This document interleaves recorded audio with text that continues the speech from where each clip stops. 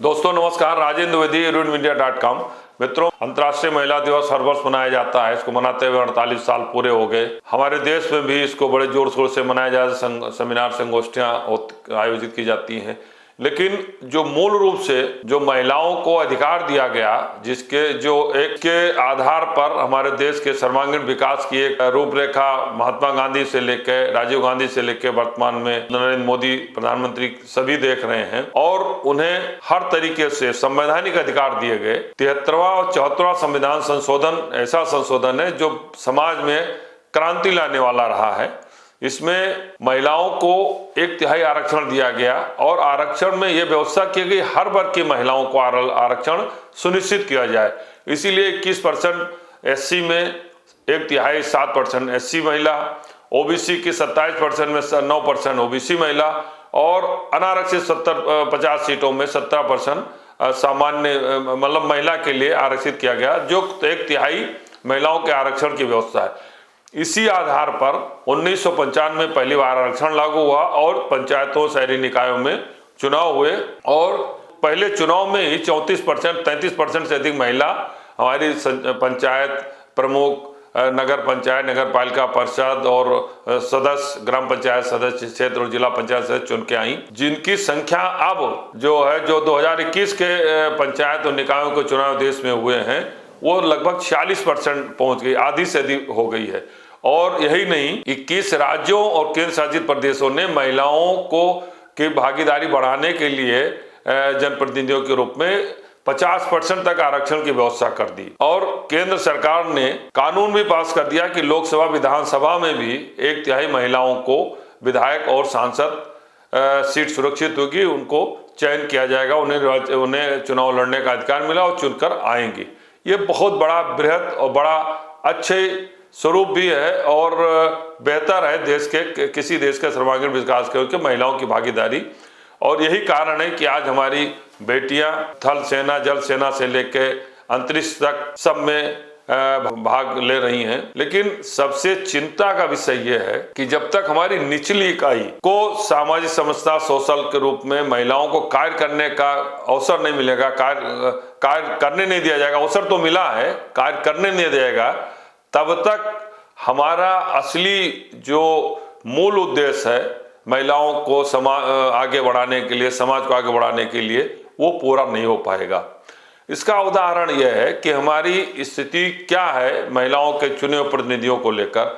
1995 हमारी पंचायतों के अधिनियम के अनुसार 73 74 आरक्षण व्यवस्था कर दी गई। 6 चुनाव हो चुके, 30 साल होने जा रहे हैं, और इस बीच अभी भी हमारे पुरुष प्रधान समाज का महिलाओं पर वर्चस्व है। उनके पति, उनके भाई, उनके रिश्तेदार, परिवार के सदस्य चुनी हुई प्रतिनिधि जरूर महिला हैं, लेकिन कार्य उनके परिवार के पुरुष ही देखता है। अगर जिला पंचायत अध्यक्ष चुन ली गई तो उनका जो भी पुरुष सदस्य होगा परिवार का देखेगा, उनका प्रतिनिधि देखेगा। इसी ब्लॉक प्रमुख हो या प्रधान हो या मेयर हो या सभासद हो, जो भी हो, एक ऐसी स्थिति बन गई है कि वो चुन जरूर ली गई हैं, लेकिन अभी कार्य दूसरे लोग ही, पुरुष लोग ही देखते हैं। इसको देखते हुए उच्चतम न्यायालय तक ये मामला गया। उच्चतम न्यायालय ने इसको बहुत गंभीरता से लिया और उन्होंने केंद्र सरकार को लिखा। पंचायती राज मंत्रालय भारत सरकार ने 2023 में सचिव सुनील कुमार के अध्यक्षता में सलाहकार समिति गठित की। इस समिति ने भी 14 से अधिक राज्यों का दौरा करके जो अपनी रिपोर्ट दी है वो भी कम चौंकाने वाले नहीं है। रिपोर्ट में उसने कहा है कि मतलब आज भी अधिकांश जो महिला प्रतिनिधि चुनी गई हैं उनका कार्य उनके परिवार के सदस्य, उनके रिश्तेदार जो ही देखते हैं, और जिसके कारण जो उन्हें स्वतंत्र रूप से कार्य करने का अवसर मिलना चाहिए और नहीं मिलना चाहिए। ये भी देखा गया जहां जो महिला प्रतिनिधि चाहे जिस भी क्षेत्र में मेयर हो, प्रमुख हो, अध्यक्ष हो या विधायक, जो भी प्रतिनिधि हैं, अगर वो निष्पक्ष पूर्वक कार्य करने का, उनके स्वतंत्र रूप से कार्य करने का अवसर मिलता है तो पुरुषों की तुलना में बेहतर कार्य करती हैं, क्योंकि वो समाज के उन सभी प्रोसेस से उनको सीधा संपर्क होता है, चाहे किचन का रहा हो, महंगाई से जुड़ा हो, चाहे दवाई हो, पढ़ाई हो, रोजगार हो, सीधे उनका रहता है, उनके परिवार, उनके बच्चों से सीधे, तो वो कार्य उनके देखना पड़ता है। इसलिए जब उन्हें अवसर मिलता है तो बेहतर कार्य करने का प्रयास करती हैं। लेकिन दुर्भाग्य है कि 30 वर्ष बाद भी इनको कार्य करने का अवसर नहीं मिला। और इस रिपोर्ट में कई सुझाव भी दिए गए हैं। तो क्या इसी तरीके के जब हमारे सांसद और विधायक महिलाएं चुन के आएंगी, उनके यहाँ भी यही स्थिति होगी? अभी भी कई जो विधायक और महिला सांसद हैं उनमें उनके भी कार्य क्षेत्रों में उनके परिवार के सदस्य देखते हैं, लेकिन चूंकि विधानसभा लोकसभा में ऐसा प्राविधान है कि सदस्य जा सकता है, इसलिए वहाँ महिला सांसद ही जाती है सदन के अंदर। लेकिन पंचायतों और शहरी निकायों में देखा गया है कि चाहे ब्लॉक स्तर पर हो, चाहे जिला पंचायत स्तर पर हो या ग्राम पंचायत में, वहाँ पर चूंकि ऐसा कोई सिक्योरिटी, ऐसा कोई प्रावधान है नहीं, तो वहाँ भी महिलाएं के स्थान पर पुरुष, उनके परिवार के सदस्य काम देखते हैं।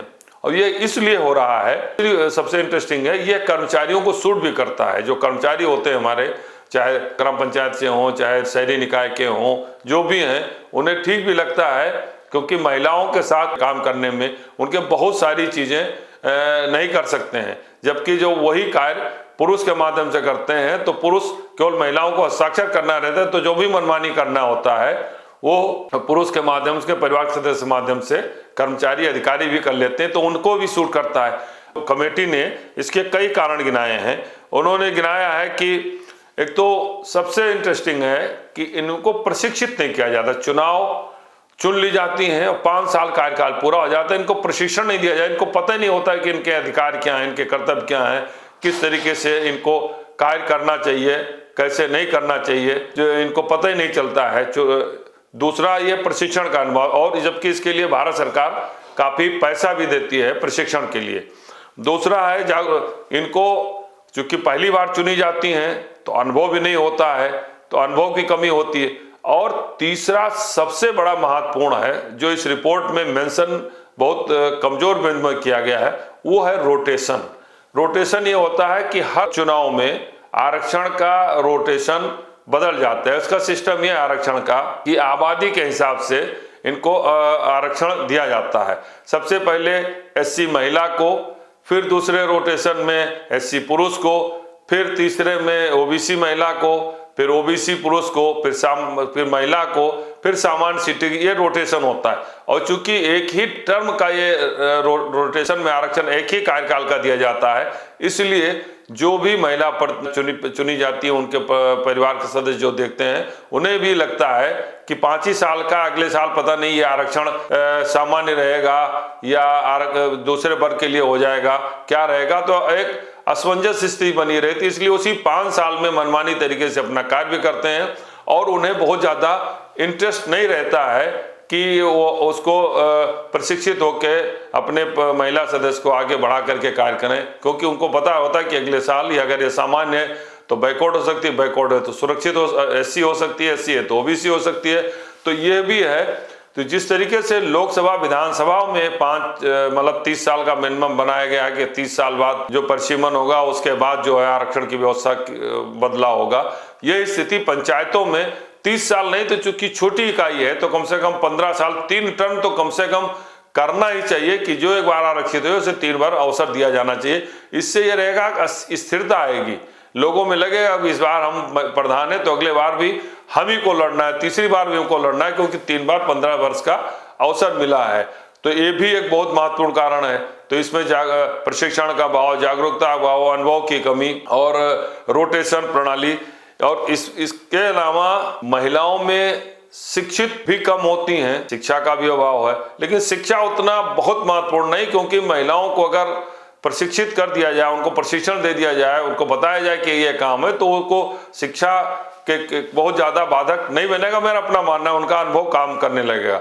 और दूसरा ये है, कोई ऐसा तरीके से प्राविधान नहीं है कि इस तरीके से हस्तक्षेप करने वाले परिवारों के खिलाफ कोई कड़ी कार्रवाई की जाए। तो ये भी व्यवस्था होनी चाहिए, जब भी महिला प्रतिनिधियों, प्रधान का या प्रमुख का या जिला पंचायत मेयर या सभासद का हो, तो वहां भी प्रवेश तो उन्हीं का होता है, लेकिन बाकी सारा काम पुरुष वर्ग देखता है। तो ये बहुत ही महत्वपूर्ण है और एक ऐसा आधार है, अगर महिलाओं को निष्पक्ष रूप से कार्य करने का अवसर दे दिया जाए, जिनकी 50% आबादी है, तो लगभग इनका प्रतिनिधित्व भी 50% हो गया है। तो ये बहुत अहम होगा। और निश्चित मानिए, अगर महिलाओं को स्वतंत्रता पूर्वक कार्य करने का, तो सारे जो बहुत सारी परेशानियां हैं, जो महिलाओं की सबसे ज्यादा दिक्कतें हैं, उसमें काफी हद तक सरकार को चाहे केंद्र हो या प्रदेश हो, उन्हें मदद मिलेगी। और दूसरा, जितनी योजनाएं हैं, मेरा अपना मानना है देश और प्रदेश की हर राज्य सरकारों का और केंद्र का अगर जोड़ लें तो 100 से अधिक योजनाएं हैं, जो छोटी बड़ी योजनाएं हैं, जो शहरी निकायों और पंचायतों में इन्हीं जनप्रतिनिधियों के माध्यम से लागू की जाती हैं। उनकी भी जानकारी नहीं होती, तो योजनाओं के भी प्रचार प्रसार की भी व्यापक जानकारी दी जानी चाहिए। तो मुख्य रूप से अगर महिलाओं की भागीदारी को बढ़ाने के साथ उनको कार्य करने का अवसर देने की व्यवस्था करनी है, तो 4-5 बिंदुओं पर अहम देना होगा। सबसे पहले चुने जाने के तत्काल बाद उनको प्रशिक्षण देना। दूसरा, उन प्रशिक्षण देने के बाद जो भी कर्मचारी अधिकारी हैं वो सीधे उनके संपर्क में रहें। तीसरा, अधिकारियों के स्तर से मॉनिटरिंग होनी चाहिए। चौथा, रोटेशन, जो आरक्षण की व्यवस्था है, कम से कम 3 टर्म की होना चाहिए। हालांकि जो इन्होंने सुझाव भी दिए कमेटी ने, वो कमेटी ने सुझाव दिया है कि कुछ व्यवहारिक है, कुछ अव्यवहारिक सुझाव हैं। अव्यवहारिक सुझाव है यह है कि गोपनीय शिकायत के लिए हेल्पलाइन। अरे गोपनीय क्या है? जो चीजें पंचायतों में, शहरी निकायों में दिखाई दे रहा है कि उनका पंचायत जो चुनी हुई, उनका पति, उनका भाई काम कर रहा है, उसमें गोपनीय शिकायत, तो ये सोचते हैं ये टेबल पर नहीं, अव्यवहारिक सुझाव, इसका सुझाव का कोई मतलब नहीं। गोपनीय शिकायतों के लिए हेल्पलाइन, महिला निगरानी समिति की प्रणाली बनाई जाए। इस सब का कोई बहुत ज्यादा उपयोग नहीं होगा, जो चीज सीधे दिखाई दे रही है। हालांकि एक महत्वपूर्ण हुआ है कि महिला प्रतिनिधियों का एक अलग संघ बनाया जाए। यह इंपॉर्टेंट है कि जैसे प्रधान संघ है, पंचायत संघ है, मेयर संघ है, वैसे महिलाओं के लिए अलग उनका संघ बनाया जाए। वो जरूर काफी कारगर हो सकता है। तीसरा, ये जो एससी है महिलाएं हैं, ओबीसी महिलाएं हैं, इन महिलाओं को एससी और ओबीसी से जुड़ी हुई उन तमाम योजनाओं को अलग से बताया जाना चाहिए कि वो आपके वर्ग के लिए कितना हितकारी हैं, और आपका जो आप अभी तक पिछड़े हैं, गरीब हैं, उसमें ये काफी योगदान हो सकता है। तो उनको व्यक्तिगत स्तर पर ये लगेगा कि हम अपने समाज के लिए, अपने परिवार के लिए, अपने कम्युनिटी के लिए कर सकते हैं, तो वो भी उनके लिए फायदेमंद होगा। दूसरा ये दिया है कि उन पर पुरुष जो उनके साथ हस्तक्षेप करते हैं उस पर कड़ी कार्रवाई, तो कड़ी कार्रवाई करने का तो प्राविधान पहले से ही है कि उन पर तमाम, हमें जानकारी में कम से कम कई शासनादेश, हर बार शासनादेश जारी होते हैं, लेकिन उस पर कार्रवाई नहीं होती। पिछले कई चुनावों के बाद ये देखा गया है, कई खबरें छपती हैं ब्लॉक से लेकर और जो है तहसील, जिला पंचायत तक, कि ओथ सेरेमनी जब होती है चुने हुए प्रतिनिधि प्रधानों की, तो पता चला प्रधान की जगह उनके परिवार का पति, उनका ससुर या उनका कोई और खड़ा होता है। जब महिला का नाम पुकारा जाता है, जब पुरुष आता है, तब लोग पता चलता है कि शपथ लेने वाला कौन आया है। हालांकि इसमें तो अब कमी आई है, लेकिन शुरू के 95-2000 में ऐसे कई केसेस थे जहां लोग शपथ लेने आ जाते थे, तो कहते थे महिला चुन ली गई, लेकिन काम हमको देखना, बोल्डली बोलते थे। आज की तारीख में एक सबसे बड़ा अहम और महत्वपूर्ण यह है, जो महिला प्रतिनिधियों के लिए है, पंचायतों में ब्लॉक प्रमुख और जिला पंचायत अध्यक्ष दोनों का चुनाव सीधा होना चाहिए। यह भी बहुत अहम है। तीसरा यह है कि जो प्रतिनिधि हैं, जो सक्षम लोग हैं आर्थिक रूप से, उन्हीं के परिवार के सदस्य लोग प्रधान, महिला प्रधान, प्रमुख और जिला पंचायत अध्यक्ष बनती। ये भी एक बहुत कारण है, ये भी तो राजनीतिक कारण है। इस पर किसको भी रोकने का प्रयास होना चाहिए कि इंडिपेंडेंट महिलाएं अपना कार्य कर सकें। और इन्होंने सुझाव दिए हैं, कानूनी दिया है, स्थानीय भाषाओं में रियल टाइम कानूनी प्रदर्शन संचालित करने का अधिकृत किया जाए, महिला पंचायत प्रतिनिधियों का व्हाट्सएप ग्रुप, तो ये सब व्हाट्सएप ग्रुप तो ऑलरेडी बना हुआ है। पंचायत मंत्रालय का पोर्टल भी बना है, विधायक सांसद निधि महिला प्रधानों के। हाँ, ये जरूर है कि सांसद और विधायक भी महिला प्रतिनिधियों की अलग मीटिंग करें, उनकी अलग सभाएं करें। इसी तरीके जिले के जिलाधिकारी, विभिन्न विभागों विभागाध्यक्ष जो ब्लॉक और तहसील और जिला मुख्यालयों स्तर पर अपनी मीटिंगें करें। वो महिला, एक तो कॉमन रूप से कर सकते हैं, दूसरा महिला प्रतिनिधियों की अलग मीटिंग करके उन्हें प्रशिक्षित करके उनके अधिकारों को बता सकते हैं। तो निश्चित रूप से मानिए कि बहुत बड़ा क्रांतिकारी परिवर्तन, भ्रष्टाचार पर रोक, और जो बहुत सारी अनियमितताएं होती हैं कि अपात्र लोग पेंशन पाए जाते हैं और जो पात्र लोग नहीं पाते हैं, स्कूलों में शिक्षक नहीं आते, तमाम ऐसी बंदिशें हैं, उसे भी हो जाएगा। और एक सबसे बड़ा अभियान ये होगा, अगर महिलाएं इंडिपेंडेंट रूप कार्य करेंगी तो जो सफाई का अभियान है, अगर उनसे अवसर मिलेगा तो निश्चित रूप से उसमें भी बेहतर सफाई कार्य भी हो सकता है देश में।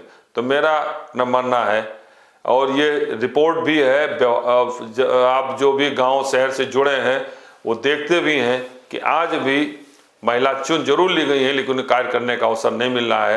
तो अगर उनको अवसर मिलेगा तो निश्चित रूप से देश के सर्वांगीण विकास में, महिलाओं के ग्रोथ में, हमारे बच्चियों की पढ़ाई और उनके विकास में बहुत सहायक होगा। धन्यवाद।